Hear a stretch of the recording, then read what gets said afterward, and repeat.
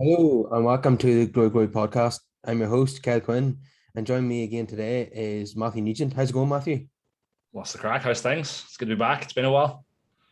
Well, things aren't great from a Man United point of view at the moment. We're on a pretty bad run, aren't we? Pretty bad run. Although, I'm not saying it's because of me or anything, but the last time you had me on, we ended up battering Leeds. So I'm not saying I'm a good luck charm or anything, but hopefully now I'm back, we get in a good run of form again. Yeah, maybe that bodes well for the Leicester game, but we'll soon find out. In the meantime, we'll analyze this Everton game. Um, is a pretty poor result. Obviously, it felt like a defeat, really, and it could have been if the offside goal had it been given. Um, Mm-hmm.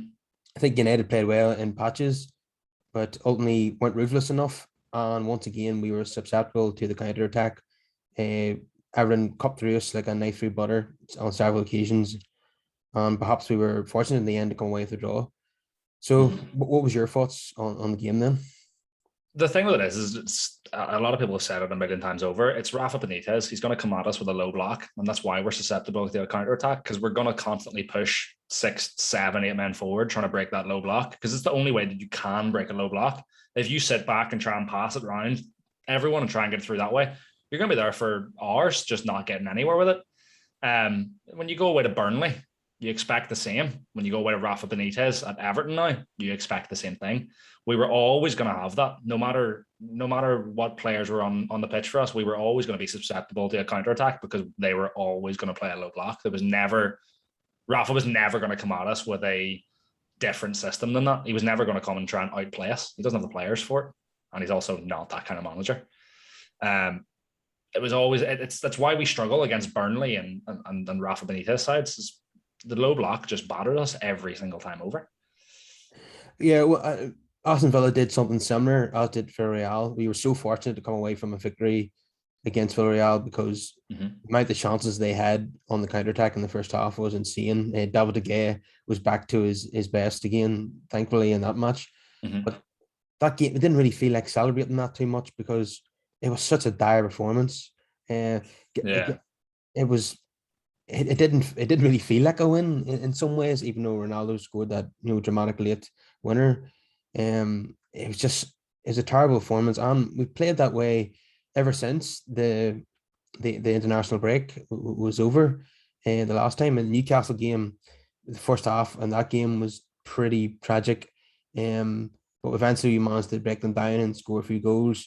Then young boys, we know what happened there, and against West Ham, we did okay. I think West Ham were lucky not to get a draw and that too. Noble missing the late penalty. Lingard had to come off the bench to get us a winner in that game, and then the other games since then have been really poor against Villa and Everton and Villarreal, and we're not really on a good run at the moment. Do you see us getting out of this, or do you think this rotten form is going to continue? Me and you've both spoke about this on Twitter as well, and I genuinely just do think it's a bad run of form. I think it's someone said it recently of like it looks bad on paper because it's in one like bulk patch, but we are getting unlucky in certain aspects, and there is a lot of things that are coming against us just in one bulk run. And this has happened to us before, and we've seen it under Ollie specifically. You've seen it happen with I think there was a run, I think it was not last season, but the season before, where it was like, oh, this looks like it's the beginning of the end for Ollie here. And then all of a sudden we go to City and we beat them, and then we go to Spurs. No, sorry, Spurs first, then City, I think it was. And then you're all of a sudden you're going, you know what, Ollie might have it here. And I was chatting to a Spurs fan recently, and he was talking about how United and Arsenal fans are so quick to jump to conclusions. Like we have had what 3, 4 bad results, which to me is a bad run of form because we haven't looked completely dire. There's still a system. The only thing I've noticed within our side, within those bad run of form, is defensive positioning. But we were always poor that way. Luke Shaw never was a good defensive left back. I've said this for ages, and when everyone was jumping on the Luke Shaw bandwagon of the guy being the best left back in the world, I said he's just an English Roberto Carlos, and everyone was saying the same thing. But Roberto Carlos couldn't defend. Roberto Carlos was an attacking fullback, massive. He was a wing back. That's what he was. And Luke Shaw's exactly the same. Harry Maguire has to cover for Luke Shaw's defensive positioning because it's poor. Aaron Wan-Bissaka has a massive tendency to drift inside. which again his defensive positioning is poor. Then Varane's the only one I've seen stick to his position because Maguire drifts left to cover for Shaw. Aaron Wan-Bissaka drifts inside, and we're always wonky. We're lopsided in defense, and we've had that for years, even before Varane was here. And I don't know if that's a coaching problem or if it's a player problem, because Wan-Bissaka and Shaw both do it. They both roam from the position, but in different ways. Shaw going forward, Wan-Bissaka drifting central. I don't know if it's coaching or not. I really don't. That's the thing. We saw more bad examples of Shaw's defending for the Everton goal. Fred was brushed aside again by Demarai Gray too easily for me again. Too weak for the Premier League.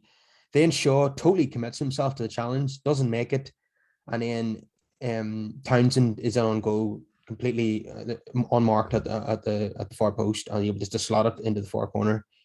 It was poor defending by Shaw again. We know he's a wonderful player going forward, but he is poor defensively, like you say. He doesn't get close enough to his man either. He doesn't prevent the cross coming in.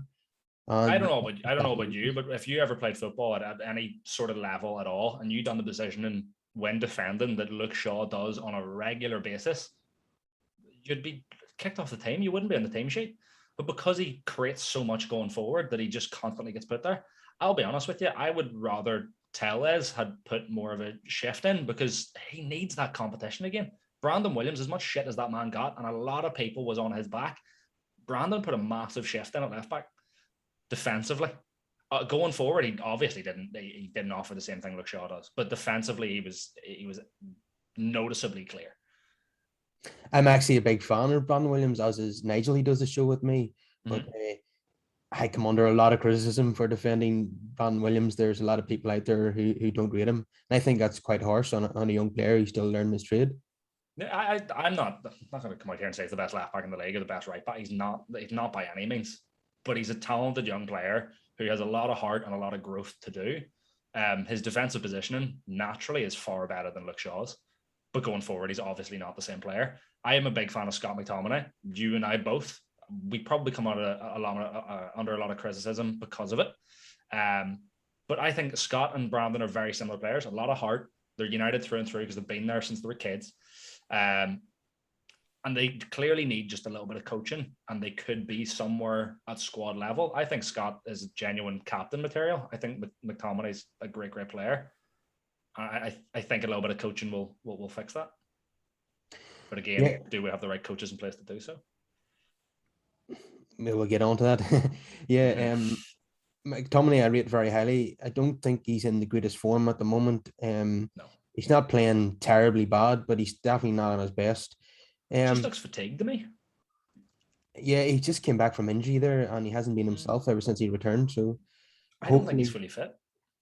Yeah, hopefully he'll be able to, get back to his best after the national break. Although he's probably going to be playing a few games for Scotland. I'm not sure that's going to.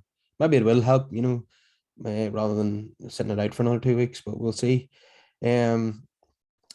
Some positives from the game would definitely be the goal. Great play by Fernandes and Greenwood, and good finish from Martial, even though it was deflected. I'm not a huge fan of Anthony Martial. I don't think his heart is completely in it. I think out of all the forwards, he's definitely bottom of the list in sixth choice, if you want to call it that. But another thing that was a positive was Sancho's cameo the last 20 minutes. I thought that was his best performance in the United shirt to date. What do you think? From what I've seen of it, I didn't see the full game because of work, but he looked electric. He looked like the Sancho of Dortmund. Like he looked like he was just bouncing around players and making everyone look poor. I mean, it's an Everton side, a lot of people could do that, but you get the point of like he was just doing things that only a very few players can do and go to a Premier League level and do it. Martial, I'm also not a big fan of, but the goal that he scored is a very Martial type goal. Like his first one against Liverpool was like that. He needs those positions to get those goals. He doesn't have a great repertoire of different types of goals, which is what creates a player. Ronaldo's the prime example of that. He scores a million different types of goals. Like anywhere that he can score from, he will score it. But it was good to see Sancho actually looking exciting, which is a good sign. Hopefully he can get a start in the next game and look like that for more than 33 minutes or something he got. Yeah, it was, I think it might have been 2025, but what he needs to do is start 5 or 6 games in a row to get his form and fitness back. But there was a period there during this run of fixtures where I was thinking he's starting to get treated like Donny van der Beek. He's starting to get benched a lot. He's just coming on as a sub. And I was getting very, very worried, that he's going to end up like Donny, just being a bit of a bit part player who's not really in all his plans, even though Ollie cried for maybe a year and a half looking to sign Sancho and spent 73 million on him. I want to see Sancho getting more of a chance.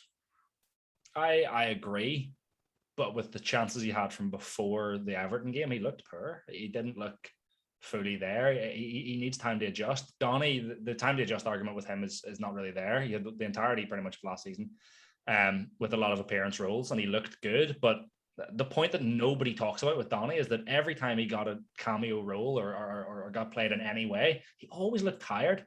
And I don't know if it's because he never got a run of fixtures or whatever. It's just like, if he put the extra work in the training ground, he might get that fitness. He might get that extra start. I generally don't know. Obviously, I don't have a looking glass into the United training ground, but there's clearly something there that Ollie sees.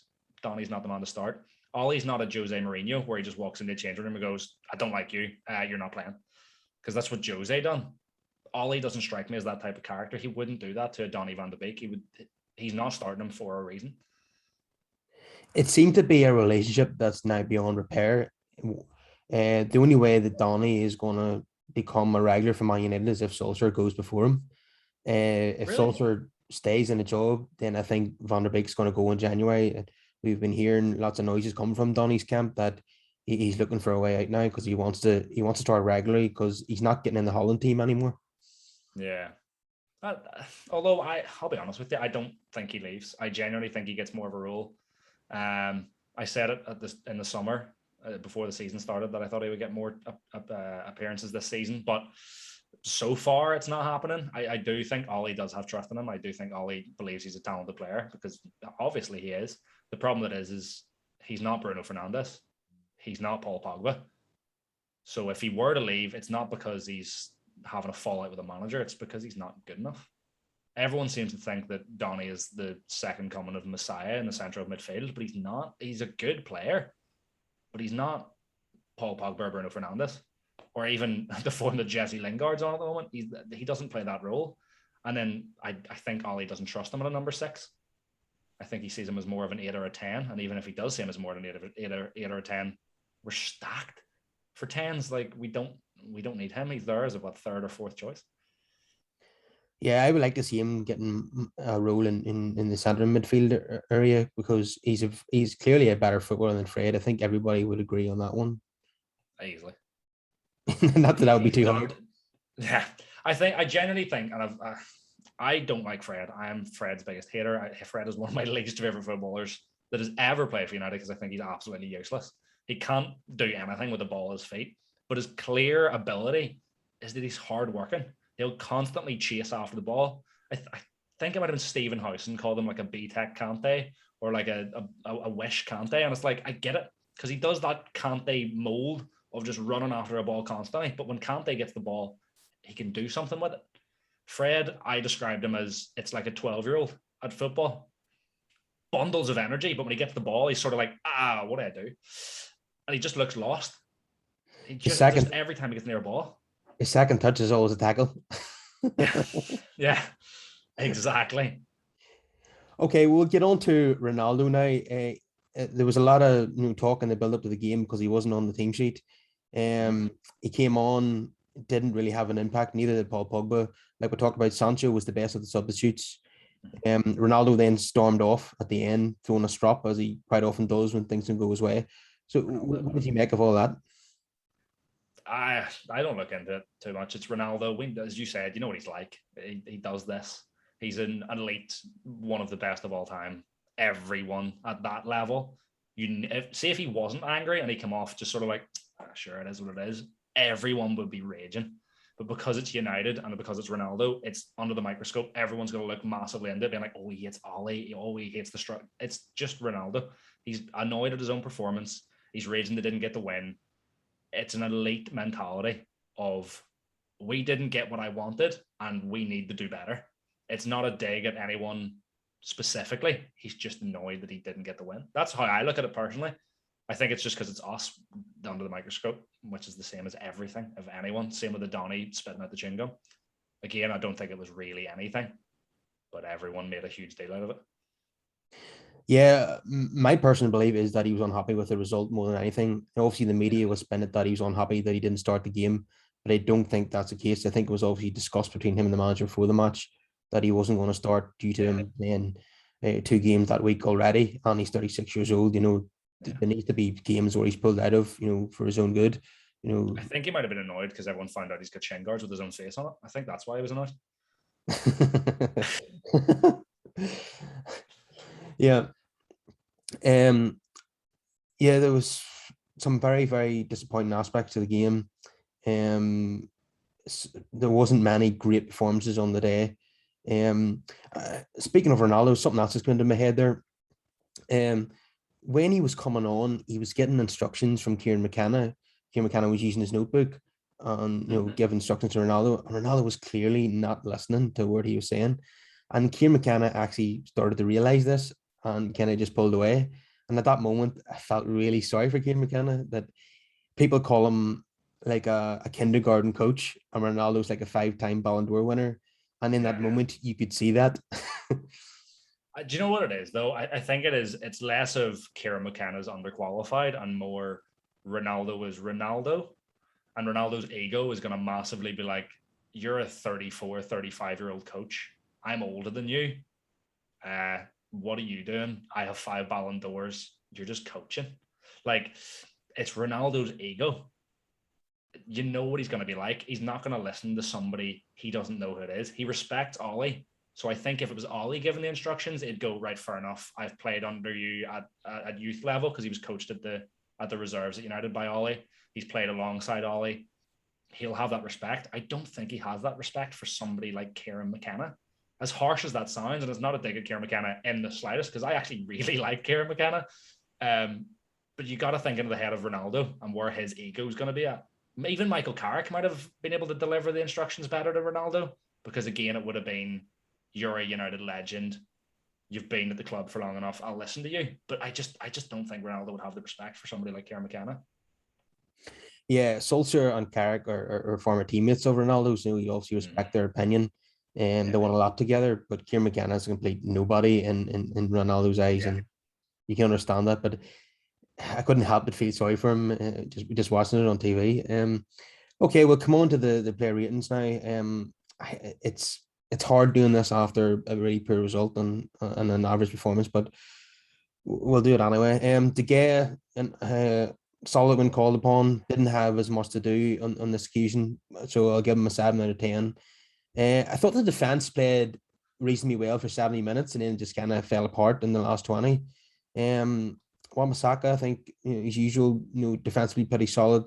Give him a 7. Varane, easy. Always at least a 7. Varane for me. He's been very impressive since he came in. Lindelof, I give him a 6 for his performance on the day. Shaw, he was clearly at fault, partly at fault for the goal. Like I said earlier, he totally committed himself to the tackle and missed the ball. So I'd have to give him a 5. McTominay, another pretty average performance from him. I expect better from him. Normally you notice him putting in tackles, putting himself about, receiving the ball and playing it forward. But we haven't seen that much in the last 3 games. It could be a fitness issue, like you mentioned. So I'd give him an average 6. Fred, again, a disaster for the goal, just been easily brushed aside by Demarai Gray. It's becoming a farce now. He shouldn't say that sentence again. Say the phrase brushed too easily past by Demarai Gray. If you'd have said like somebody good, I'd have been like, fair enough. But it's Demarai Gray. Like, it's not an elite player. That's the point that you realize Fred's probably not good enough. Yeah, I mean, Gray is not known for his upper body strength, so it was pretty embarrassing. So Fred's built like a 12-year-old girl. He really is. I know it's disgraceful. He shouldn't be anywhere near the United team. but Ollie continues to be loyal to him. I give him a 4, and that's being generous. Genuinely, there's lads in the under 15s that are bigger than Fred. Pogba, he was taken off. It wasn't one of his better days. The fact that we're susceptible to the counter attack is partly down to Pogba's lack of work off the ball, and that's definitely an issue. As talented a player he is going forward, he doesn't like doing the dirty work, and that causes a problem. So I'd give Pogba a 4 for his performance. Bruno Fernandes, like, he's always lively, he's always creating chances, always making things happen, always even chasing back in his own half, and taking the ball off people, stopping counterattacks. He's an amazing player, and he's very rarely ever lower than a 7. I would, given his involvement in the goal, which was brilliant, I'd have to give him maybe an 8 too high in a game where we didn't play well. I'd give him a 7.5. Yeah. Coming on to the forwards now, Mason Greenwood, he was brilliant for the goal, Martial's goal as well, but not the greatest performance by him. He's done all right. He has been doing okay without scoring goals. I don't think he scored a goal since August, but I really love his crossing ability from the right wing with his left foot, the way he whips it in. We should be getting more goals from that, and I would like to see him do it more often. There has been a slight issue of him not tracking back. Like, the Villarreal game was very noticeable that Wan-Bissaka was being left exposed, or not Wan-Bissaka. I wish he was playing that game. Diogo Dalot, the worst right back display in I've seen in my lifetime by a United player at Old Trafford. Diallo was absolutely horrendous against Villarreal. Neville had some stinkers. Yeah, I can't remember any specific bad ones from Gary Neville off the top of my head, but that Dalot display is the worst I've seen in a long, long time. But he wasn't helped by the fact that Greenwood was not tracking back much. Greenwood never did, though, and that's the problem with playing Greenwood and Ronaldo, though. That's the issue of the two of them together, is it's 2 luxury forwards, and Paul Pogba. It's 3 luxury players who don't plan on doing any of the dirty work and let the other lads do that. And that's why Fred and McTominay get played, is for the cover for their deficiencies of not wanting to work. As I know, like, people are a lot stronger than Fred, but he does work hard and he digs deep. Ronaldo, Greenwood, and Pogba aren't doing that. Yeah, we'll definitely get onto that later in the show. So Greenwood, I'll give him a 6. Anthony Martial, again, I know he scored obviously, so we'll have to give him a decent score, but it didn't really impress me. He's playing more on the left, and that suits him. If he's going to play at all, it has to be on the left. He's not a centre forward. But overall, it wasn't a standout performance, so I would give him a 6 as well, just purely on the fact that he scored. Solskjaer, his team selection obviously didn't work. The substitutions, Pogba and Ronaldo, didn't have much of an impact. Sancho did, in my opinion. Solskjaer, I'll give him a 5 for his performance on the day. I've given him a lot worse, but on this occasion, I'll just give him 5. So let's come on to what Gary Neville was talking about on his podcast the other day. He says that United have too many superstars on the pitch, too many luxury players who are not willing to work. And Solskjaer needs to think about picking the right team instead of the best players. He went back to 2008 when he played. He said United had like Jason Park, Darren Fletcher, and Owen Hargreaves to complement the superstars that had up front: Rooney, Ronaldo, Berbatov, and Tevez. United don't have enough of that at the minute. Like, Fred is supposed to be one of those players, but he's just obviously he's not at that level. McTominay as well, but United need more. I'm going to ask you once I pick mine. I'm going to pick my best United team out of the squad we've got that would work. A more balanced all round team rather than putting in all the Galacticos. I don't think that's a good idea anymore. I think we need to have a more balanced team. So my idea for that would be Gay and goal, Wan-Bissaka, Varane, Maguire, and Shaw. That's very easy. Now here's where it gets controversial, because obviously I'm going to leave out a few stars. It's hard not to with the amount of talent we've got. Mm-hmm. So McTominay plays obviously, in midfield. There's going to be a very strange formation I'm going to come up with here. It's going to be like a 4-1-2-2-1, something like that. But well, hear me out. So ahead of McTominay, I would start Lingard and Bruno. Lingard is having a great impact from the bench in the last 5 or 6 games, and I think he's been unlucky not to start. He's a workhorse, and that's what we need. And Bruno obviously has to play in the attacking midfield. That's so obvious. He cannot be left out. Yeah, the Bruno one wasn't the one that surprised me. It was Lingard, and then really caught me off guard. I never would have believed that I would be saying this like 3 months ago, but I have to give credit where it's due. Based on what I've seen so far from Lingard this season, he's very, very unlucky not to be playing. And I can't argue against it. That's the worst thing. It just really caught me off guard, and I was just like, "Oh, a bit weird." And then I was like, "How can I argue? Like, there's nothing to be like." Yeah, I literally have nothing bad I can say about that. yeah, we have to go on what we see. We have to be fair to the players, even if we weren't fans of them before. We have to give credit where it's due. Yeah. So the forward line for me would be. I know I don't like leaving out Greenwood. I'm a huge fan of Greenwood, but the lack of work rate is an issue, and he's going to have to improve on that if he wants to start. Sancho again, the team for me. He's the big money signing. I expect him to come good. And Ronaldo, obviously, and Cavani. The way I see it is Ronaldo would be the number 9. Cavani would play just off him. Cavani, he's a workhorse. He chases down the centre backs and the full backs. He wins the ball back. Yeah, I think that's why everybody loves him. And Sancho obviously provides the youth, in the front line. The tricky young winger who get the crosses in. He beat people. He score goals with his left foot and his right foot. So that would be my 11 that I would pick. That would be a more balanced team than what Ollie's currently picking at the moment.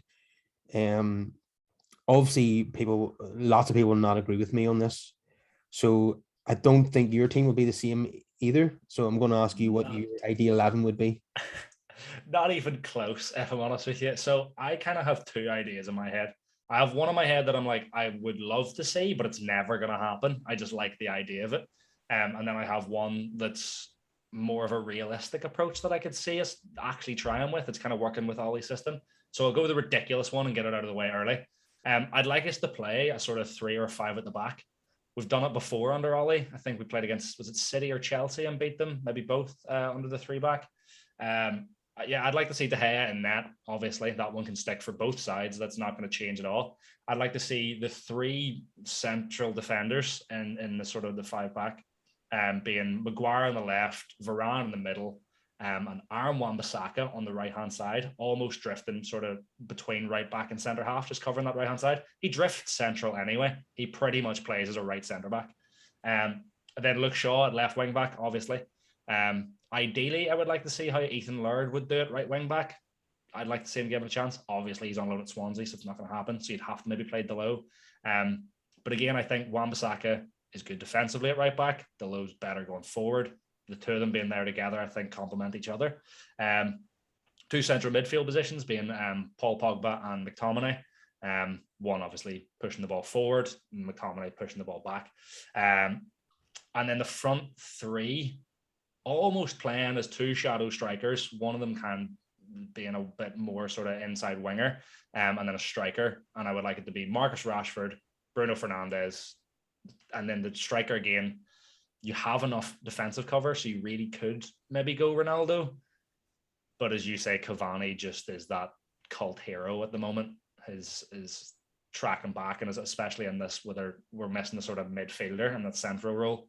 But I think Bruno maybe drops back. I would like to see Sancho in there, but I think Bruno Fernandes is pretty much playing as a shadow striker now. And if you drop him back in the midfield, in that formation, it's just not going to work. That would be my ideal one, just to see. It sounds a lot more interesting. It covers for our deficiencies in defence, with the fact that Shaw is pretty poor with his positioning, so that it means he's further up the pitch, so it means you're getting caught less with that. Maguire's already drifting left because you have the cover then, rather than having to worry about it.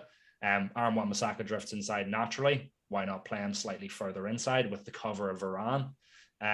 Then you have a right wing back, which then covers for Wan-Bissaka's deficiencies going forward.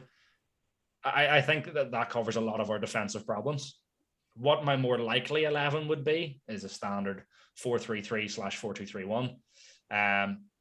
De Gea in net, Wan-Bissaka at right back, Varane and Maguire in centre half, Luke Shaw at left back. It's again the same as yours.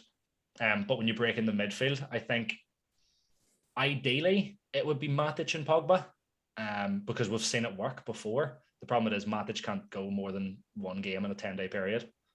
The man just doesn't have the legs when he's 175.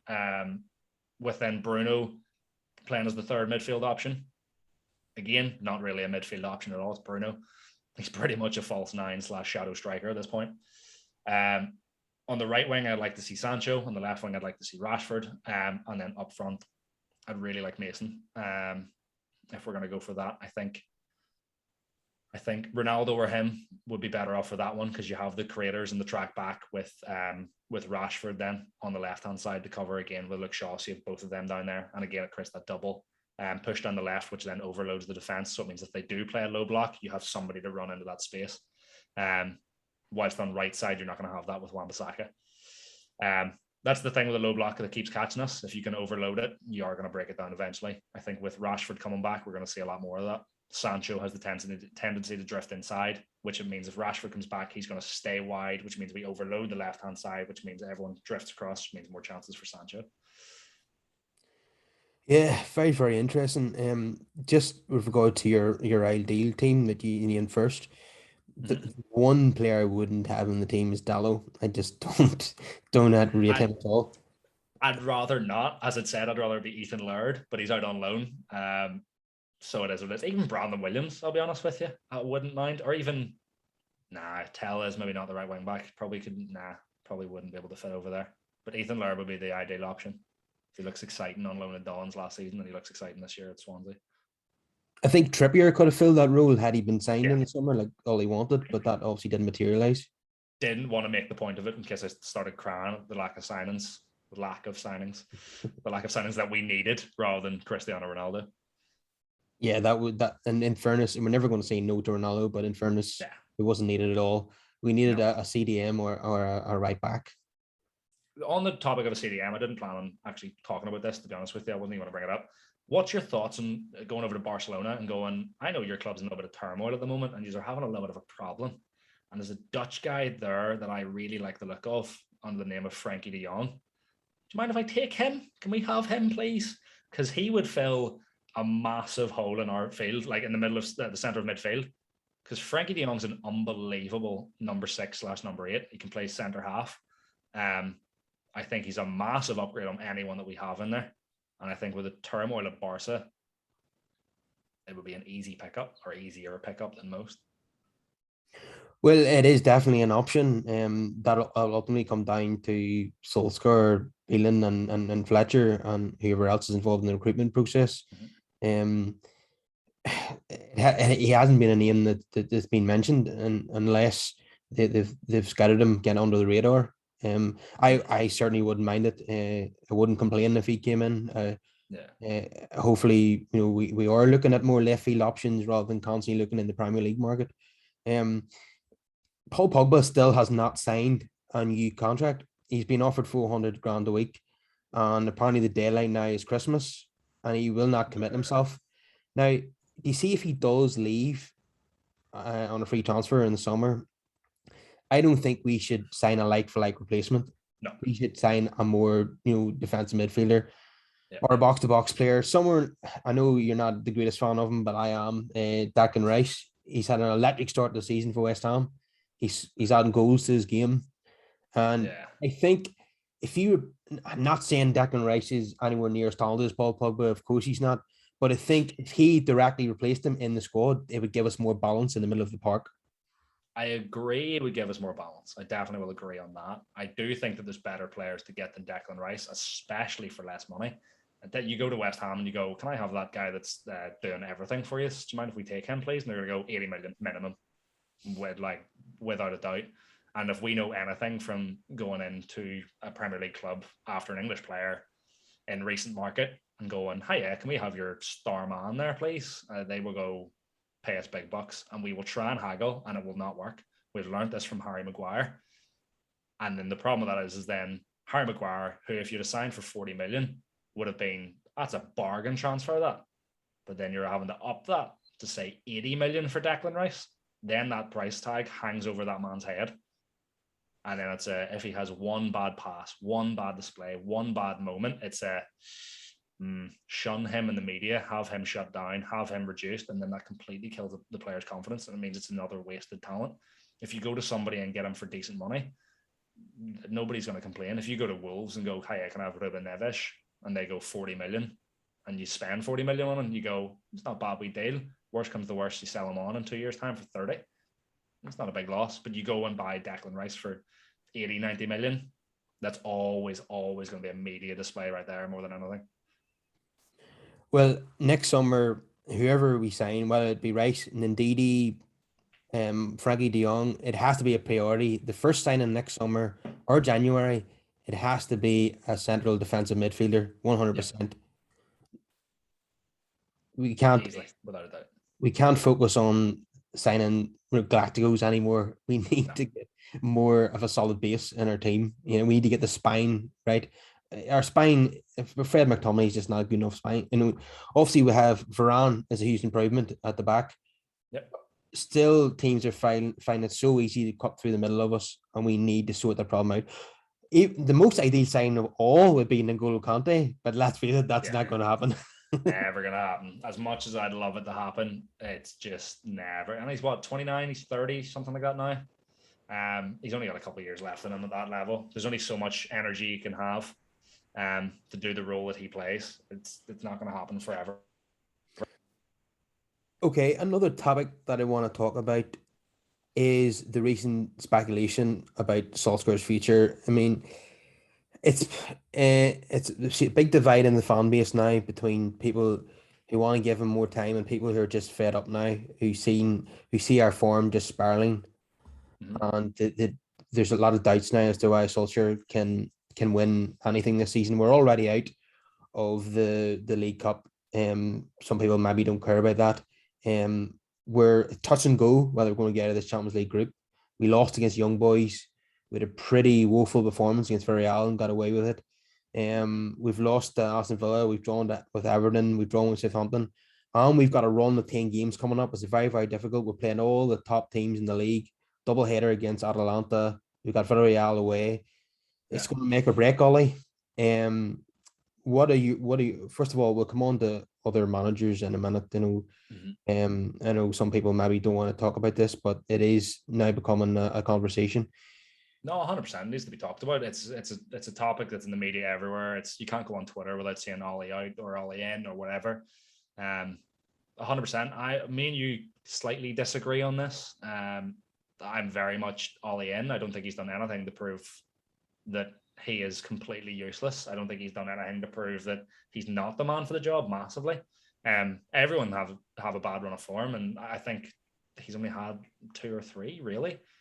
He has one last year and he had one the year before. And one bad run of form per year is not that bad a record or bad a run. It's up to you to prove me wrong there, and I'm happy to listen. All these bad runs tend to be not just bad, but really, really awful. I mean, after his initial spell at the club where he won all those games in a row and he put PSG out of the Champions League, after that PSG game, right to the end of the season, it was woeful. It really was. We barely even won a match. Then he had a pretty... like 6 draws or something. It's weird. Yeah, and there was a really poor start to the 2019-20 season as well. We didn't get about 2 wins in the first 7 games. 3-1 lost to Palace on the opening day, wasn't it? Oh, that's the season after. That's the season after. Yeah, there was a 2-1 loss to Palace that season. Yeah, that's what it was. And I think Daniel James scored in that match. But remember him? Solskjaer was coming under pressure, and then he got that 6 points against Spurs and Man City, like you mentioned earlier. Then it kind of spiraled again, and there was that match where he lost 2-0 at home to Burnley, and it was starting to look like the end at that point. But then he was rescued by the signing of Bruno Fernandes. Fernandes started like a house on fire. Lockdown came soon after that. Then we came back again in June 2020. We finished our season pretty well, but then we ran out of steam in the last few games, and we just got over the line in terms of the top four, beating Leicester on the final day of the season. Then we started woefully again in the 2021 season. We lost 3-1 to Palace on the opening day. I think Van der Beek scored in that game, strangely enough. There was about 2 wins in the first 7 games. Obviously last season there was a lot of peaks and troughs, and it sort of, there was a middle part there we did really well. We won on a beaten run away from home. I think we've still kept that, haven't we? Yeah. But there was draws in there in games where we should have won. There was defeats to Sheffield United. There was a poor draw to West Brom, I think. There's poor results like that. But then we beat Man City out of nowhere. Nobody seen it coming. And we beat Spurs away from home. The McTominay goal against City, wasn't it? It was like 40 yards out. That was that game, wasn't it? That was the season before. I think, yeah. It was Luke Shaw scored at the Etihad last season. Yes. Yeah. And then Cavani scored against Spurs, and he should have had 2 in that game. There was a goal ruled out when McTominay's fingers brushed Son on the nose, and somehow VAR managed to rule that one out. It was a disgrace. Yeah. But again, we kind of ran out of steam towards the end of last season, and nothing typified that more than the Europa League final. We were pretty poor on the night, and we lost on penalties despite having a far superior team to Villarreal.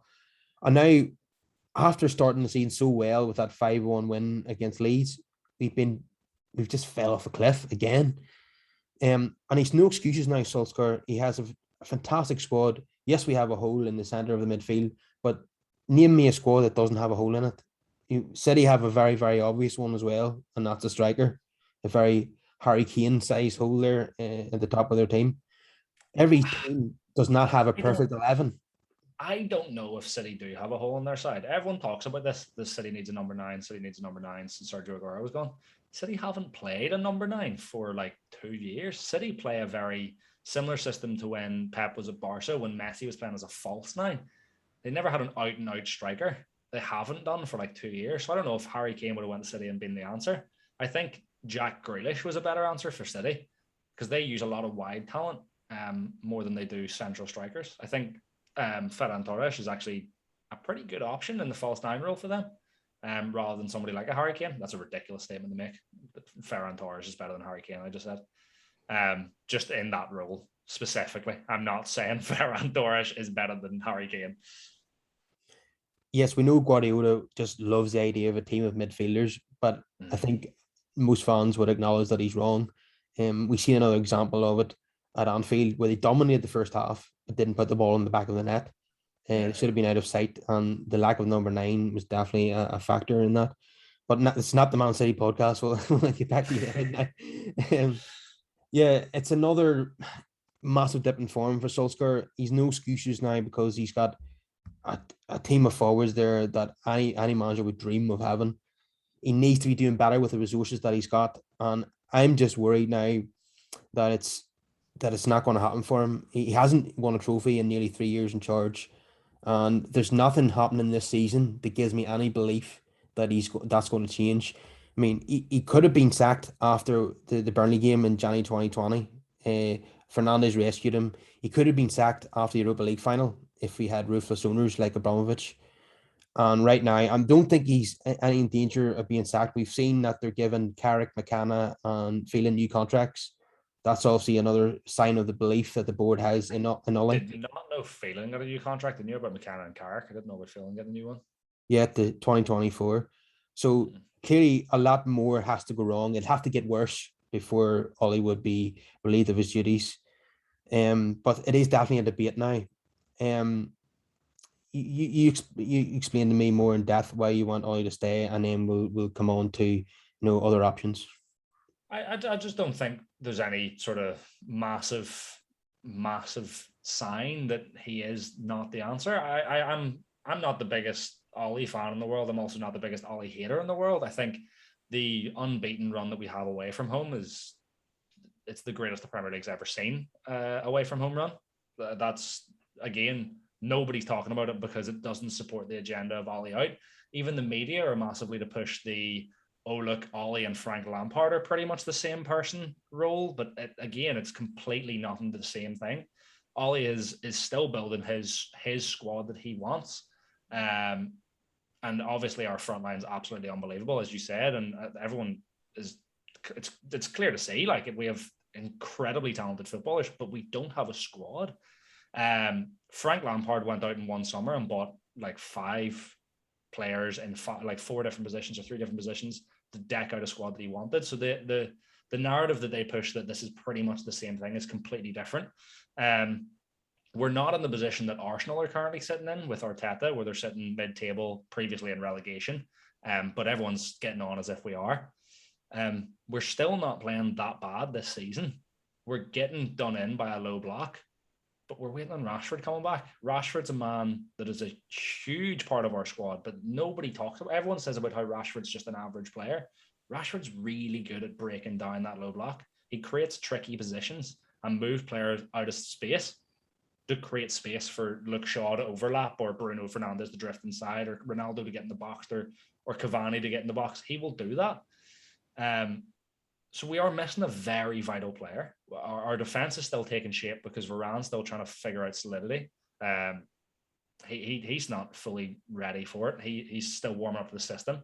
I'm not a massive like coaching guy for Ollie. I think Ollie's a great man manager. I think tactically he doesn't have a lot of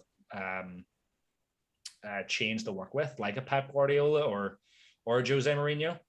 I think he's great at getting the best out of the players that he does have. The problem with it is we clearly have, not clearly, but there's a noticeable defensive coaching problem because of the positional stuff that I said about earlier.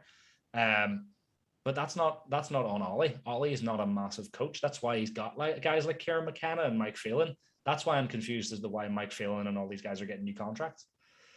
I don't think Ollie's the problem. Okay, you mentioned there Frank Lampard, the comparisons with Ollie. Look what happened when Frank Lampard was sacked and replaced with a world-class coach. Yeah, Chelsea won the Champions League and the European Super Cup, and they look like title challengers this season. We don't. That is right, but that's a one-time example. How many times has that happened?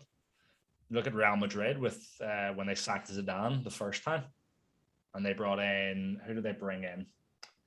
What do you call him? The Spain manager, the Spanish guy. They brought him in as if he was going to be God's gift to Real Madrid, but he was just poor, and they ended up having to bring Zidane back.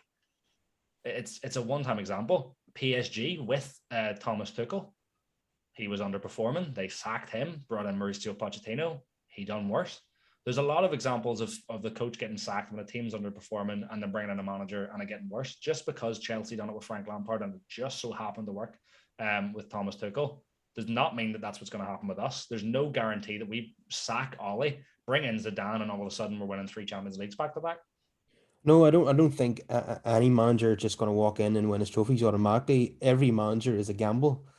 But I do think there are better options out there than Ole Gunnar Solskjaer, and I think many people would agree. Let's face it, he was brought in as a caretaker coach, and I think that's all he really should have been. He was given the permanent job on the basis of putting PSG out of the Champions League, and I think they were too hasty and giving that. Who would you have given the job to at the time? At the time, I think it would have been Pochettino, but in retrospect, it might not have been the best option. Yeah.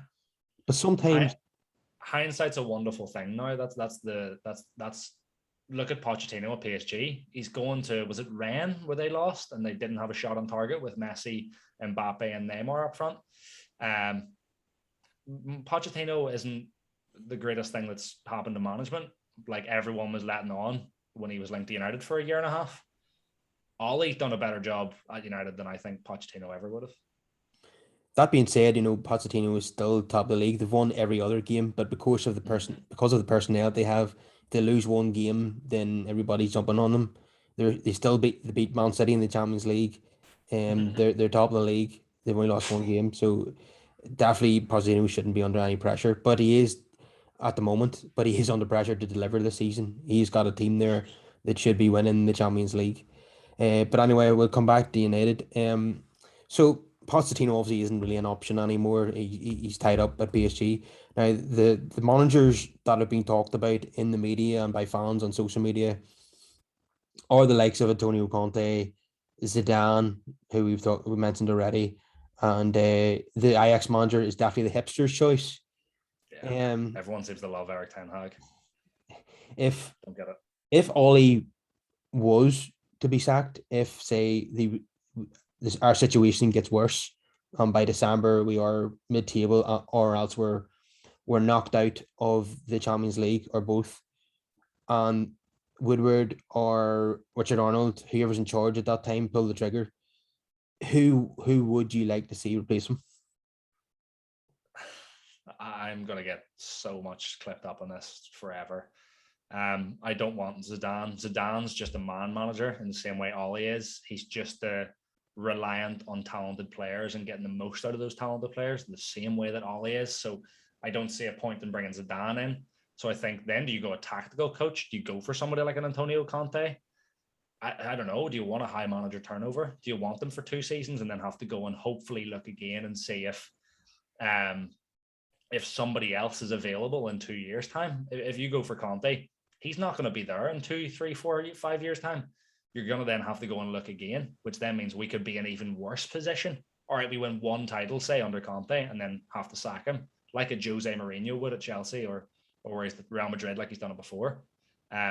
Do you want to have to do that in 3 or 4 years' time, or do you want a consistent challenge and possibly get it, or do you want a guaranteed 1 title and then possible mid-table for 3 years? Because that's why I wouldn't want a Conte. I want somebody that's going to build a system. I want somebody that's going to develop a squad and create greatness for more than 1 or 2 seasons. I want it for a prolonged period of time. So I'd go somebody like an Eric Ten Hag, or my preferred option would be somebody like Graham Potter. I think the system and what he's done with Brighton and getting the best out of players like Neil Moypay, who's evidently not a Premier League level player, but somehow making it look like he is.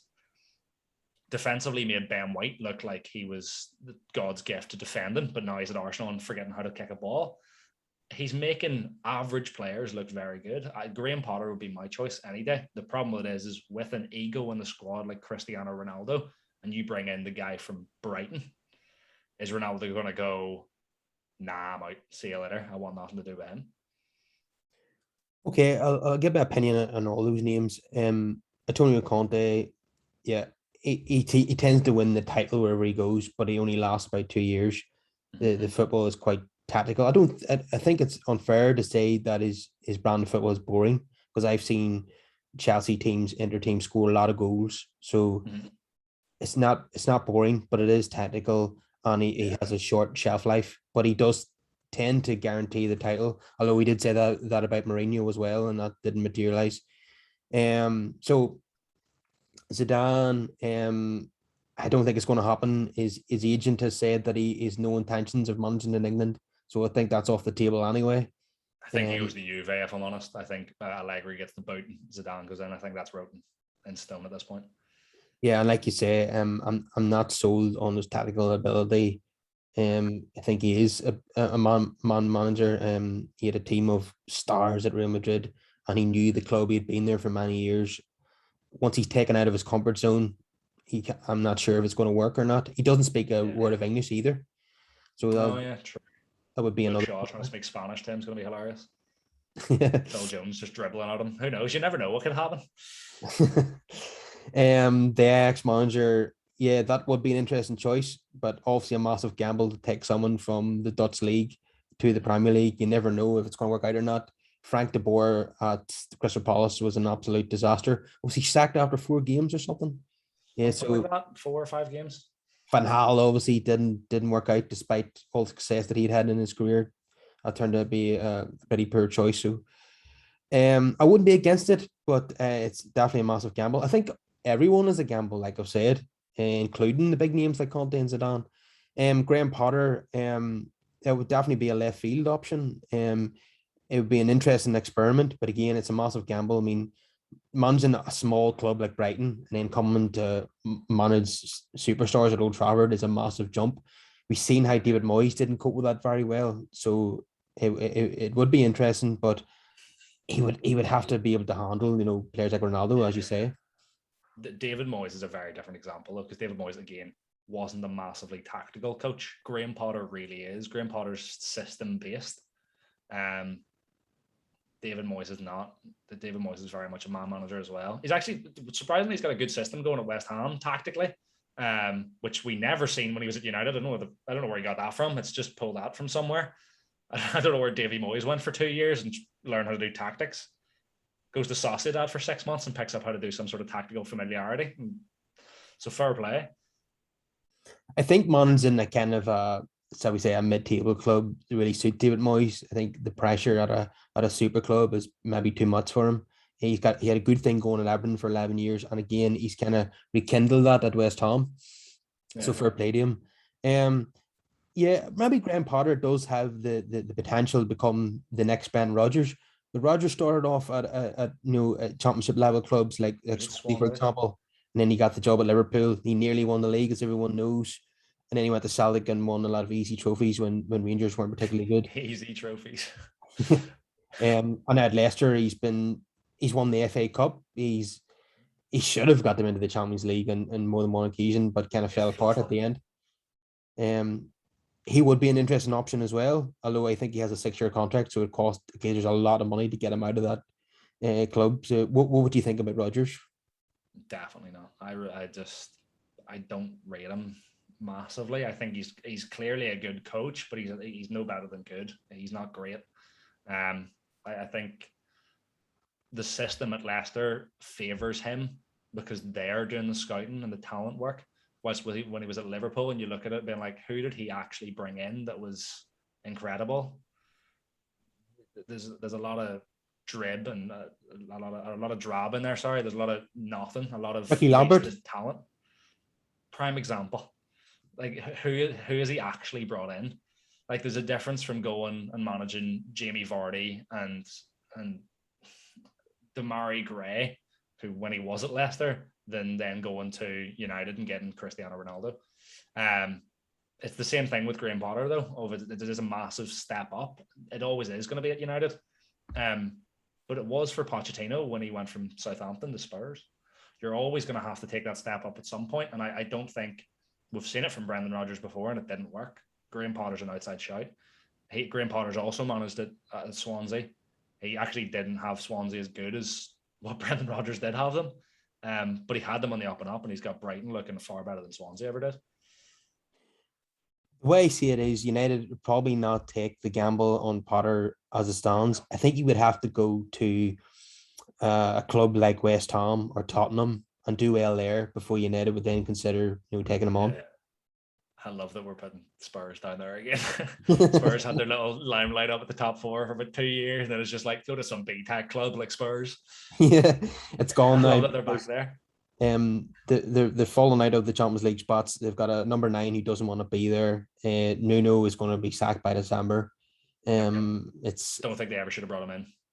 Yeah, he's exactly like Mourinho. He's a defensive counter-attacking coach, and that's exactly what they didn't want. That's why he was the 7th choice. Yeah. Graham Potter turned them down. Like, of course he did. Well, he must have big ambitions to come to a big club then. Yeah, he must like proper clubs. So I just want to say Solskjaer has definitely taken us to a better place than we were in December 2018 when he replaced Mourinho. The things were awful back then. We were almost in, like 8th or 9th in the table. 13th at one point, I think. Yeah, it was really bad. We got a pasting at Anfield, which eventually finished Mourinho off. It looked like current day Arsenal. Yeah, it was shambolic. Mourinho had fallen out with everybody. Nobody was playing for him anymore. It was a dreadful situation. Ole has obviously built a better squad. He's got more of a team of players who actually want to be at United, who